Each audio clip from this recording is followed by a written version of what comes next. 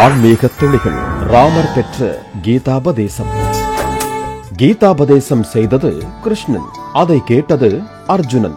இதில் ராமர் எங்கிருந்து வந்தார் என்று கேட்க தோன்றுகிறது அல்லவா? வெளி உலகிற்கு அதிகம் தெரியாத இந்த தகவல் திருவாடானை கோவில் தல வரலாற்றில் சொல்லப்படுகிறது. திருவாடானை ஆதிரத்தினேஸ்வரர் கோவில் ராமநாதபுரம் மாவட்டத்தில் ராமேஸ்வரம் அருகில் இருக்கிறது. சூரியன் கர்வத்தால் தன் ஒளியை நந்தியிடம் இழந்து இத்தல இறைவனுக்கு நீல ரத்தினத்தால் ஆவுடையார் செய்து வழிபட்டு மீண்டும் தன் சுய ஒளியை பெற்றாராம். இதனால் இத்தல இறைவர் ஆதிரத்தினேஸ்வரர் என்று அழைக்கப்படுகிறார். இன்றும் இத்தலத்தில் சுவாமிக்கு செய்யப்படும் பாலாபிஷேகத்தின் போது சுவாமியின் ஆவுடையார் நீல நிறத்தில் ஒளிரும் என்கிறார்கள்.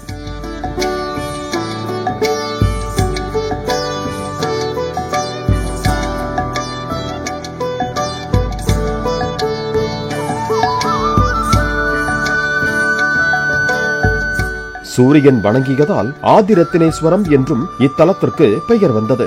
சீதையை மீட்டு திரும்பிய ராமர் ராமேஸ்வரத்தில் லிங்கம் அமைத்து சிவனை வழிபட்டு ராவணனை கொன்ற பிரம்மஹத்தி தோஷம் நீங்க பெற்றார் என்பது தெரியும். ஆனால் அவர் இலங்கைக்கு படையெடுத்து செல்லும் முன் இந்த திருவாடானை ஆதிரத்தினேஸ்வர கோவிலுக்கு வந்தாராம். போரில் வெல்ல சிவனை வழிபட்டு நின்றாராம். அப்போது சிவபெருமான் ராமபிரானுக்கு உபதேசங்கள் செய்து அருளினாராம்.